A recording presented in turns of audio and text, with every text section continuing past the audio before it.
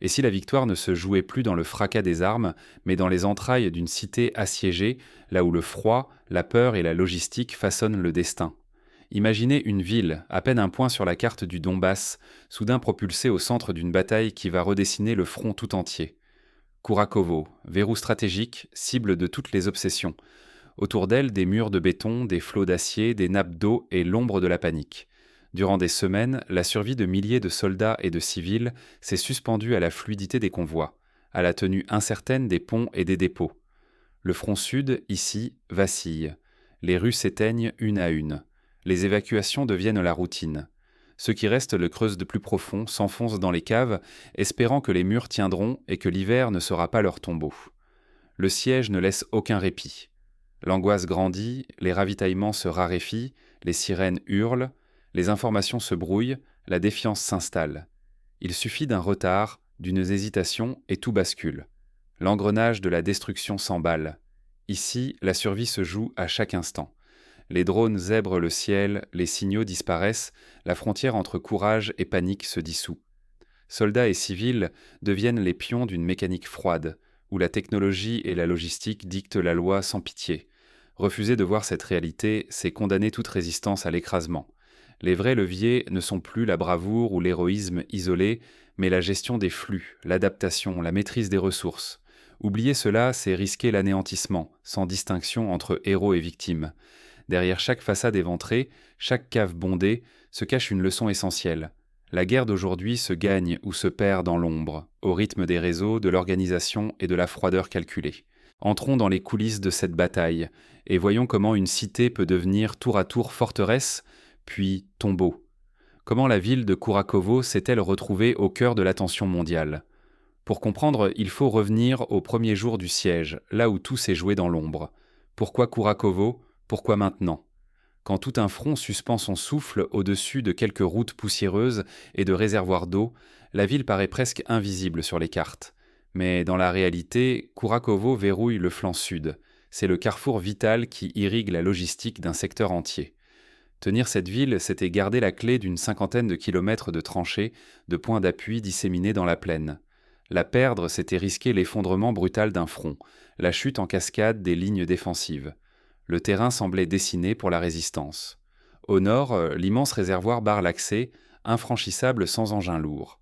Au sud, la steppe s'étend à perte de vue, piégée par des tirs croisés. Entre ces deux extrêmes, la ville s'entortille autour de son cœur industriel, ses usines et ses labyrinthes de béton. Chaque étage, chaque carrefour, devient une position fortifiée. Kurakovo a cessé d'être une simple cité. C'est une forteresse moderne, où chaque escalier recèle un piège possible. Prenez l'exemple de la bataille de Stalingrad durant la Seconde Guerre mondiale. Là aussi, la ville était devenue un immense labyrinthe, chaque immeuble une forteresse, chaque ruelle un champ de bataille. Les soldats soviétiques et allemands se sont affrontés pendant des mois dans un chaos urbain total, où la logistique, la résistance et la capacité d'adaptation étaient menées plus importantes que la seule bravoure. Les combats de Kurakovo rappellent à tout ce passé. Chaque mètre gagné coûtait le sang, chaque position prise pouvait changer le destin du front. La tempête ne débute pas par le feu des canons. Elle s'insinue d'abord silencieuse avec l'arrivée de brigades d'élite, la 46e aéroportée et la 79e d'assaut. Soldats aguerris à se dissoudre dans le chaos, à disparaître sous la terre, à surgir là où l'ennemi ne les attend pas. En face, la surveillance redouble. Points de contrôle aux sorties, files de camions de munitions et de carburant, tensions qui grimpent d'heure en heure. Puis, soudain, des colonnes de voitures civiles s'éloignent. Évacuation improvisée. Les habitants sentent le danger avant que les autorités n'osent nommer la menace. L'instinct parle avant les communiqués. On a pu voir une scène similaire lors du siège de Sarajevo dans les années 90. Les habitants, sentant la menace grandissante, fuyaient en masse, tentant de franchir les lignes au péril de leur vie. Les convois humanitaires étaient souvent pris pour cible, et chaque évacuation devenait une opération de survie où la peur dictait les choix, plus sûrement que les ordres officiels. Dans l'air, la tension devient suffocante. Les ordres tombent, tenir à tout prix, aucun repli, aucune faiblesse. Pour des milliers d'hommes, le piège se referme. Rester, c'est risquer l'encerclement. Fuir, c'est désobéir. À cet instant, la ville se vide de ses illusions. Boutiques closes, rues désertes, familles réfugiées dans les caves, à l'écoute de la tempête qui approche. Kurakovo incarne alors la leçon brutale des guerres modernes. Ici, chaque erreur, chaque hésitation, chaque lecture fautive du terrain condamne non seulement les soldats, mais aussi toute une population. La mécanique de la guerre contemporaine ne tolère ni retard ni faiblesse. Le moindre flottement, et la nasse se referme. Derrière les chiffres et les cartes, il y a les vies de milliers de civils, ballottés de bunker en bunker, dans l'attente d'un sort qu'ils ne contrôlent plus. Mais comment cette ville ordinaire est-elle devenue le centre d'un affrontement décisif ? Pour comprendre, il faut plonger dans les rouages impitoyables de la logistique moderne. Quand la ville se mue en piège, chaque mètre arraché coûte le sang. Il ne s'agit plus d'avancer mais de survivre, minute après minute, dans un étau qui se resserre sans relâche. Sur le flanc nord, sous la noirceur, de petits groupes d'assaut, épaulés par des blindés légers, perçant les lignes. Ils progressent vite, exploitant la moindre faille, guidés par les yeux inlassables des drones. L'artillerie martèle, ouvrant des couloirs enflammés où l'on avance accroupi ou rampant. Au sud, les chars foncent, forçant les défenses dans un chaos de poussière et de tôle. La peur se mêle au fracas des obus. Les drones kamikazes s'abattent comme des faucons sur chaque point d'appui. Très vite, la logistique ennemie s'écroule. La légendaire route de la vie n'est plus qu'un mince ruban d'asphalte, devenu couloir de la mort. Toute tentative d'y faire passer vivres ou renforts tourne au suicide. Chaque véhicule, chaque ambulance est piégé et détruit. L'armée assiégée saigne, privée de munitions, d'eau, d'informations. Les radios saturent, on manque de tout, aucune issue. La panique gagne les états-majors. Les ordres se contredisent, les appels à l'aide restent lettres mortes. Louer le courage ne suffit plus, le commandement vacille. Les pertes s'accumulent, irrémédiables, et le contrôle s'effrite mètre après mètre. Revenons à l'exemple du siège de Leningrad, pendant la Seconde Guerre mondiale. À l'époque, la ville fut coupée du reste du pays pendant plus de 900 jours. Les routes d'approvisionnement, notamment la route de la vie, sur le lac Ladoga, étaient la seule bouffée d'oxygène pour les habitants. Quand ces routes étaient bombardées ou gelées, la famine et la mort frappaient inévitablement. À Kurakovo, la modernité rend la situation plus rapide, mais la logique reste la même. La coupure de la logistique est synonyme de catastrophe. Dans la ville, tout n'est plus que ruines et traquenards. Les combats urbains éclatent dans la prom-zone, puis déferlent d'immeuble en immeuble. Chaque étage devient un abri précaire, chaque couloir un piège. Les défenseurs acculés posent des mines improvisées, tendent des câbles explosifs. Les drones filment et frappent, les escouades s'infiltrent par cave ou toit. Parfois, on se bat à l'arme blanche, dans l'ombre, l'adrénaline au bord de la rupture. Parmi les décombres, les civils survivent comme ils peuvent. Certains se terrent dans les sous-sols sans nourriture ni espoir, d'autres servent, cyniquement, de boucliers humains. Leur sort tragique et invisible rappelle que la bataille ne distingue ni uniforme ni habit civil. Le front se confond avec la vie quotidienne. Personne n'est à l'abri. À ce stade, il ne s'agit plus de tenir ou de reculer. Chaque jour passé ici, c'est un peu plus d'humanité qui s'effondre. La ville s'étouffe sous le feu croisé, les avenues se referment, la mort guette chaque coin de rue. Survivre devient un acte de défi, un pari où chaque minute compte. Mais derrière ces ruines et ce chaos, c'est une autre bataille qui se joue, plus invisible encore, celle de l'adaptation et du contrôle des flux. Et ce sont ces dynamiques, plus que la force brute, qui vont déterminer l'issue du siège. La guerre moderne ne connaît plus de héros. Seuls demeurent des survivants, des ombres errantes et des ruines fumantes.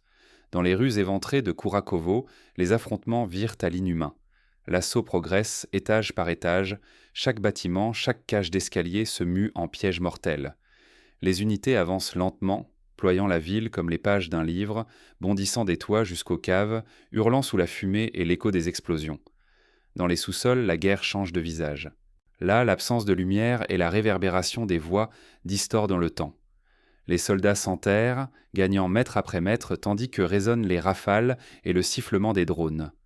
Robots et munitions télécommandées remplacent les anciens assauts. C'est un balai mortel de machines et d'hommes, où chaque faute se paie d'une vie. Prenons pour exemple la bataille de Mossoul en Irak, en 2016. Là aussi, chaque ruine était un piège, chaque couloir pouvait cacher un piège explosif improvisé, et la supériorité technologique des forces d'assaut n'empêchait pas les pertes ni la souffrance des civils pris au piège. Les drones de reconnaissance et d'attaque, pour la première fois utilisés à grande échelle dans un contexte urbain, ont changé la donne, tout comme à Kurakovo. La garnison, prise au piège dans ce labyrinthe, oscille entre l'espoir ténu d'une percée nocturne et un désespoir sans fond. plusieurs groupes cherchant à rompre l'encerclement dans l'obscurité, glissant comme des ombres entre les décombres, mais chaque tentative se heurte à la brutalité froide des mines, des pièges et des tirs croisés. Les explosions éventrent les immeubles, font s'effondrer les caves, et à chaque détonation, la frontière entre la vie et la mort s'efface un peu plus. Au fil des heures, le commandement s'effondre. Les radios se taisent, brouillées ou privées d'électricité. Les ordres ne circulent plus. Seuls survivent ceux qui improvisent, isolés, sans coordination. Le chaos règne. Incertitude sur les positions, tyramie, panique dans les voies qui craquent sur les derniers shot-talkies, encore vivants. L'agonie s'étire. Certains, isolés dans une pièce, rédigent un dernier message sur leur téléphone, déjà privé de réseau. D'autres attendent, la main crispée sur la détente, fixant une porte qui ne s'ouvrira peut-être jamais. Les dernières cartouches échangées, les ultimes grenades lancées, il ne reste que la reddition, parfois forcée, souvent solitaire, toujours anonyme. Nulle évacuation n'est possible. Les blessés meurent, enfouis sous les gravats, leurs noms engloutis dans l'oubli. Dans ce chaos, la frontière entre l'humain et la machine s'estompe. La survie n'est plus affaire de bravoure, mais de chance, de brutalité, d'instinct ou de pur hasard. Les nerfs d'acier deviennent la seule monnaie de la vie.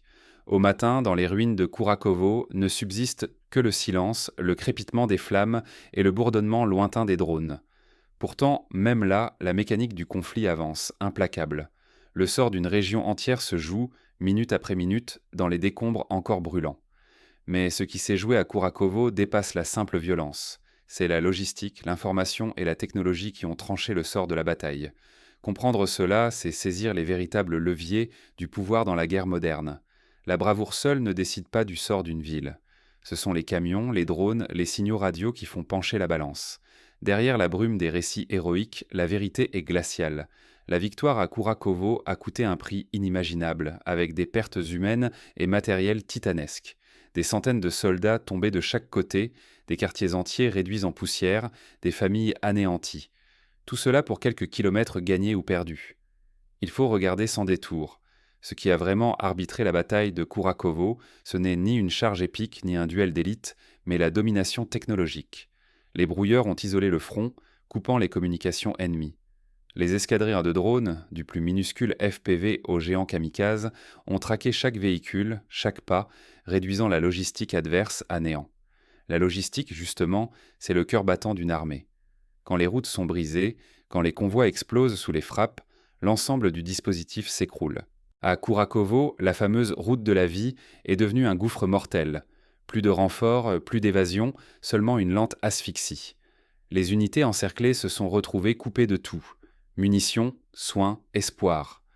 Pour donner un exemple concret, lors de la bataille de Bastogne en 1944, durant la bataille des Ardennes, les troupes américaines encerclées ont survécu uniquement grâce à des largages de ravitaillement effectués par avion. À Kurakovo, les drones remplacent les avions et les couloirs aériens sont devenus des couloirs de la mort, où toute tentative de ravitaillement est immédiatement ciblée. Mais la technologie ne résout pas tout. La guerre urbaine reste un abîme d'inconnus, où chaque bâtiment peut dissimuler un tireur, chaque cave un piège. À Kurakovo, l'oubli des réseaux souterrains et des explosifs improvisés a coûté cher, rappelant que l'ingéniosité humaine et le chaos échappent toujours aux algorithmes. Que reste-t-il à conquérir au final ? Un paysage de cendres, des avenues désertes et la certitude qu'il faudra tout reconstruire, souvent à partir de rien. C'est la leçon amère de Kurakovo. En gagnant par la destruction, on s'oblige à tout rebâtir, pierre par pierre. Regardons l'exemple de Berlin en 1945. Après la prise de la ville par l'armée rouge, il n'y avait plus qu'un champ de ruines à reconstruire. Des millions d'habitants se sont retrouvés sans abri, l'eau potable était rare et la famine menaçait. Le coût humain et matériel d'une victoire, obtenue au prix de la destruction totale, pose une question morale. La victoire justifie-t-elle la perte de toute infrastructure et la souffrance des civils ? Si l'on ne retient pas la leçon, la primauté de la logistique, la nécessité d'innover, le besoin de prévoir l'imprévisible, l'histoire se répétera au prix de nouvelles vies et de nouveaux sacrifices. La guerre moderne n'a plus rien d'une légende, elle est faite de calculs, de signaux et de flux, bien loin des mythes glorieux. Mais derrière ces décombres, une autre bataille s'annonce déjà. Car ceux qui apprennent, qui s'adaptent, prennent l'avantage sur le prochain front. Ce n'est pas une conclusion, mais un signal d'alarme. Demain, une autre ville pourrait devenir le théâtre des mêmes drames. Kurakovo, ce n'est plus une simple mention sur une carte, mais la cicatrice vive d'une guerre sans mirage ni panache. Alors, comment se préparer à ces nouveaux sièges? Quelles leçons tirer pour éviter le pire? Voici quelques pistes concrètes, inspirées des conflits passés et des innovations récentes. Premièrement, il faut renforcer la résilience des infrastructures. Construire des abris souterrains, prévoir des stocks de vivres et d'eau pour plusieurs semaines, organiser des réseaux de communication de secours. À Alep, en Syrie, certains quartiers ont survécu grâce à des tunnels creusés par les habitants, permettant le passage discret de nourriture et de médicaments. Deuxièmement, la maîtrise de l'information est cruciale. Il faut apprendre à fonctionner sans réseau, à crypter les messages, à utiliser des signaux visuels ou sonores en cas de brouillage. Pendant la Résistance française, les messages codés à la radio Ici Londres permettaient Manxako de coordonner les actions malgré l'occupation et le brouillage allemands. Troisièmement, il est essentiel de former les civils à la survie urbaine. Cela implique des exercices réguliers d'évacuation, des ateliers sur la gestion des premiers secours et la création de réseaux d'entraide. À Varsovie, lors du soulèvement de 1944, la population a survécu des semaines grâce à la solidarité et à l'ingéniosité collective. Quatrièmement, il faut innover en matière de logistique. Recourir à des drones pour le ravitaillement, tester des véhicules autonomes pour franchir les zones dangereuses, stocker les ressources dans des caches multiples et discrètes. Les conflits récents au Haut-Karabakh ont montré l'efficacité des mini-drones pour transporter médicaments et sang vers des positions avancées. Enfin, il faut cultiver l'esprit de préparation mentale. Les sièges sont des épreuves psychologiques autant que physiques. À Sarajevo, des groupes de soutien psychologique improvisés ont permis à des familles entières de tenir malgré les privations et la peur constante. Quand tout s'arrête, il ne reste ni vainqueur ni héros, seulement des murs éventrés, des familles dispersées et une mémoire collective mutilée. L'ultime enjeu n'est ni un drapeau hissé, ni quelques kilomètres carrés gagnés ou perdus. Il se niche dans la prise de conscience que chaque ville rasée, chaque colonne logistique pulvérisée, chaque foyer abandonné dissout un peu plus ce qui nous relie. À Kurakovo, la technologie et la gestion de l'information décident du sort des hommes, repoussant le courage individuel à l'arrière-plan. Drones invisibles, frappes de précision, brouilleurs implacables. Ce ne sont pas des récits de science-fiction, mais la routine de civils et soldats réduits à des chiffres, emportés par des décisions lointaines. Ce qui menace le plus, pourtant, ce n'est pas la violence, mais l'indifférence. Oublier ces dynamiques, détourner les yeux, c'est se condamner à subir encore l'irréparable. Le danger n'est pas seulement la perte d'un territoire, c'est celle de la dignité, de l'histoire, de l'humanité même.